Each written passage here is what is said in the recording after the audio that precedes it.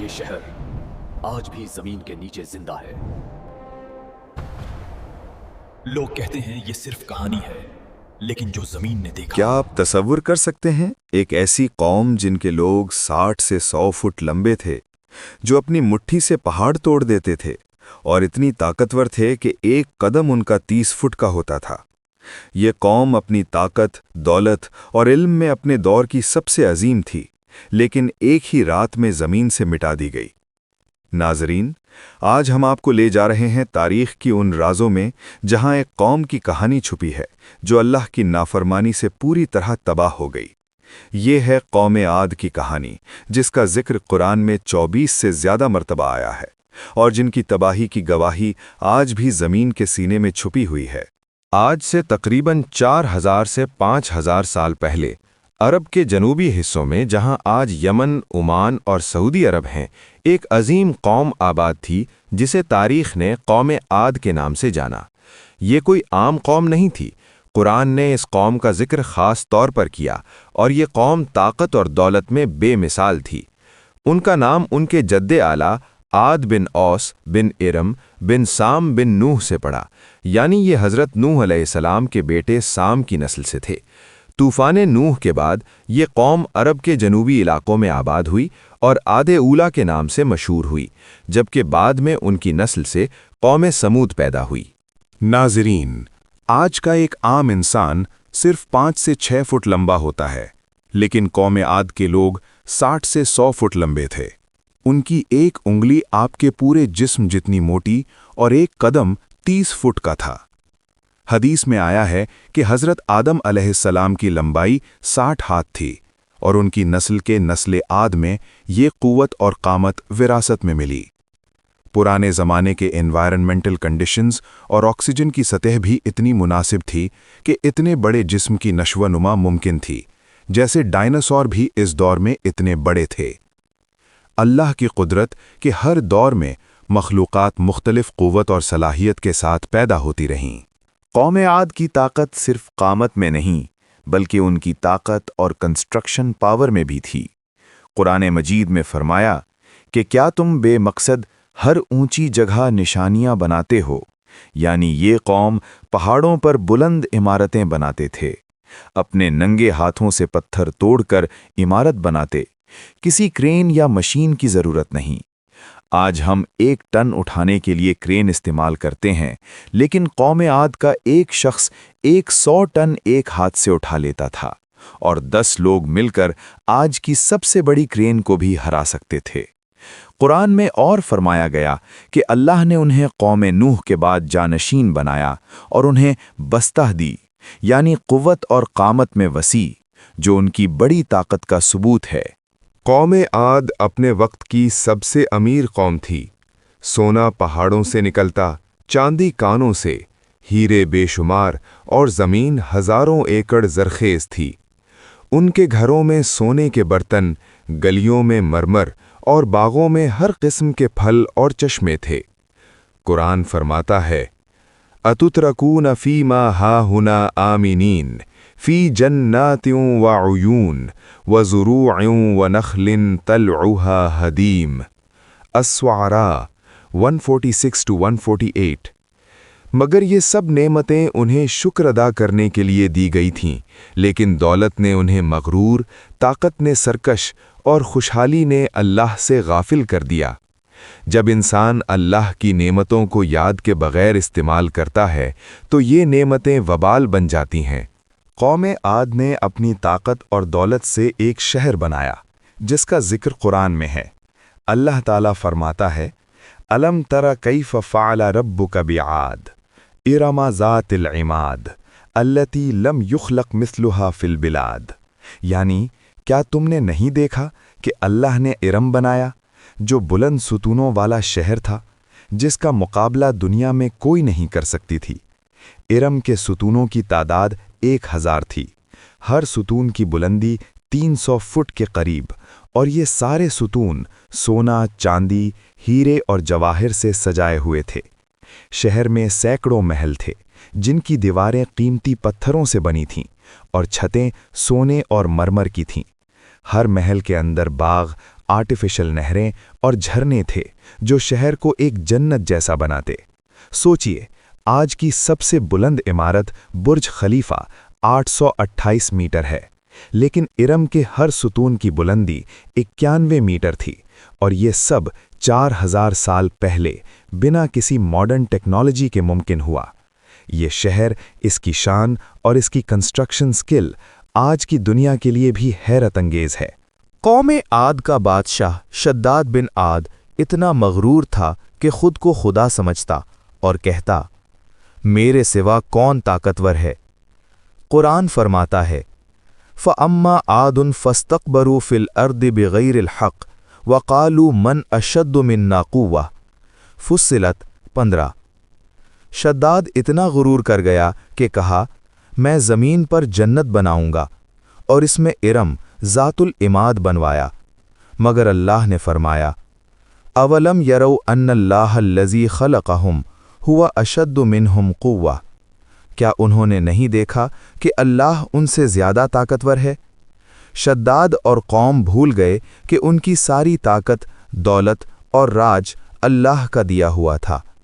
जब शद्दाद इरम के महल में पहली दफ़ा दाखिल होने गया तो रास्ते में ही अल्लाह ने उसकी रूह कब्ज़ कर ली और वो अपनी बनाई हुई जन्नत में कदम भी न रख सका। ये है गुरूर का अंजाम। लेकिन अल्लाह ताला रहीम और करीम है। उन्होंने तबाही से पहले एक मौका दिया। कौम आद की हिदायत के लिए अल्लाह ने हज़रत हूद अलैहिस्सलाम को भेजा। हज़रत हूद अलैहिस्सलाम खुद कौम आद से थे। वो उनकी ज़बान बोलते, उनके बीच रहते और उनके अपने भाई थे। अल्लाह हमेशा लोगों की अपनी कौम में से ही नबी भेजते हैं ताकि उनकी बात आसानी से समझ आए और कबूल हो सके। हज़रत हूद अलैहिस्सलाम ने अपनी कौम को मोहब्बत और खैरख्वाही के साथ समझाया। कुरान में उनका पैगाम है, व इला आदिन अखाहुम हूदन क़ाल या क़ौम अअबुदुल्लाह मा लकुम मिन इलाहिन गैरुहु, यानी और आद की तरफ उनके भाई हूद को भेजा। उन्होंने कहा, ए मेरी कौम, अल्लाह की इबादत करो, उसके सिवा तुम्हारा कोई माबूद नहीं। हज़रत हूद अलैहिस्सलाम ने कहा, ए मेरी कौम, अल्लाह की इबादत करो, इसके सिवा कोई माबूद नहीं। तुम्हारी ताकत, तुम्हारी दौलत, तुम्हारी हुकूमत, ये सब अल्लाह का दिया हुआ है। अगर अल्लाह चाहे तो एक लम्हे में सब कुछ छीन सकता है। तौबा करो, अल्लाह की तरफ रुजू करो और उसका शुक्र अदा करो। लेकिन अफसोस, कौम ने उनकी बात नहीं सुनी। कौम आद ने हज़रत हूद अलैहिस्सलाम का मजाक उड़ाना शुरू कर दिया। वो हंसकर कहते, तुम पागल हो गए हो, हमसे ज़्यादा ताकतवर कौन है? हमें कोई हिला नहीं सकता। तुम्हारा अल्लाह कहाँ है? अगर है तो अजाब क्यों नहीं आता? कुरान में उनके अल्फाज हैं, क़ालू या हूदू मा जितना बिबय्यिनतिन वमा नहनु बितारिकी आलिहतिना अन क़ौलिका वमा नहनु लक बिमुअ्मिनीन, यानी ए हूद, तुम कोई दलील नहीं लाए, हम अपने माबूद छोड़ने वाले नहीं और हम तुम पर ईमान लाने वाले नहीं। फिर वो और आगे बढ़ गए और कहा, इन नक़ूलु इल्ला तराका बादु आलिहतिना बिसूइन, यानी हम तो ये कहते हैं कि हमारे किसी माबूद ने तुम्हें पागल कर दिया है। सोचिए, नबी को पागल कहना ये सिर्फ इनकार नहीं, ये तौहीन थी। मगर हज़रत हूद अलैहिस्सलाम ने सब्र किया। वो बार बार कहते, मैं तुम्हारा खैर ख्वाह हूँ, मैं तुम्हें तबाही से बचाना चाहता हूँ। लेकिन वो नहीं माने। कुछ लोग तो और भी आगे बढ़ गए और हंसकर कहते, अगर तेरा रब इतना ताकतवर है तो अजाब क्यों नहीं भेजता? हम यहीं खड़े हैं, देखते हैं क्या होता है। ये था उनका गुरूर, उनका तकब्बुर और अल्लाह को चैलेंज करना। आखिर हज़रत हूद अलैहिस्सलाम ने सख्त अल्फाज में कहा, इन्नी उशहिदुल्लाह वशहदू अन्नी बरीउन मिम्मा तुशरिकूना मिन दूनिही फकीदूनी जमीअन सुम्मा ला तुनज़िरीन। यानी मैं अल्लाह को गवाह बनाता हूँ और तुम भी गवाह रहो कि मैं तुम्हारे शिर्क से बिल्कुल बरी हूँ। अब तुम सब मिलकर मेरे खिलाफ साजिश करो और मुझे बिल्कुल भी मोहलत न दो। ये था हक और बातिल का आखिरी मुकाबला और अब अजाब करीब था।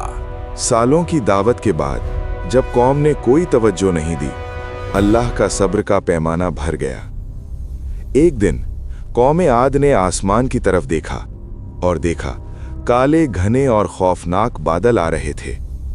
कौम खुश हो गई और कहती, देखो बारिश आ रही है, हमारे बाग को पानी मिलेगा, हमारी फसलें और बढ़ेंगी। लेकिन हजरत हूद अलैहिस्सलाम ने कहा, नहीं, ये बारिश नहीं, ये वो अजाब है जिसका तुम मजाक उड़ा रहे थे।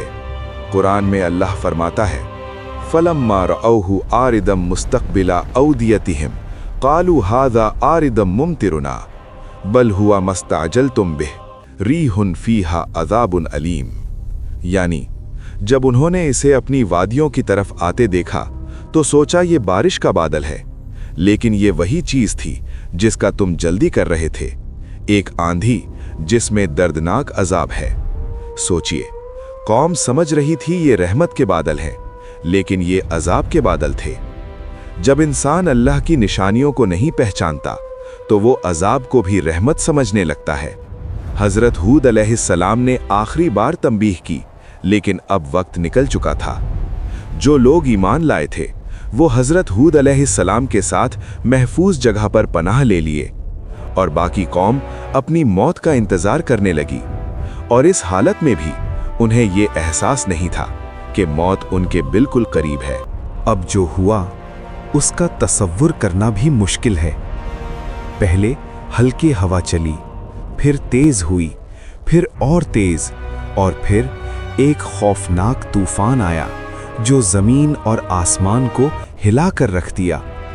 ये कोई आम तूफान नहीं था, ये अल्लाह के हुक्म से आया हुआ अजाब था।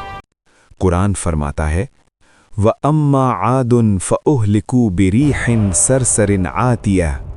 यानी कौम आद एक तेज सख्त सरकश आंधी से हलाक हो गए।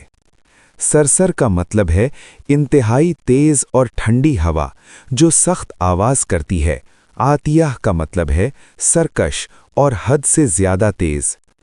हवा की रफ्तार 400 किलोमीटर प्रति घंटा से ज्यादा, आज के सबसे खतरनाक तूफान से भी तेज। दर्जाए हरारत -50 डिग्री सेल्सियस से भी नीचे, कतबे शुमाली से भी ठंडी। आवाज़ 200 डेसिबल से ज़्यादा, जेट प्लेन से भी ज़्यादा। 60 फुट लंबे देव हेकल लोग हवा में पत्तों की तरह उड़ गए। उनके महल कागज़ की तरह उड़ गए। उनकी इमारतें रेत के किले की तरह गिर गईं और उनके बाग जड़ से उछल गए। कुरान फरमाता है, तुदम्मिरु कुल्ल शैइन बिअम्रि रब्बिहा फ़अस्बहू ला युरा इल्ला मसाकिनहुम। यानी तबाही इतनी मुकम्मल थी कि सिर्फ कुछ खंडरात बची, बाकी सब कुछ मिट गया। और ये तूफान 7 रातों और 8 दिन तक चलता रहा। कुरान फरमाता है, सख्खरहा अलैहिम सबअ लयालिन व थमानियत अय्यामिन हुसूमन। हुसूमन का मतलब है मुसलसल, बिला रुकावट, बिना रुके। पहला दिन लोग पनाह ढूंढ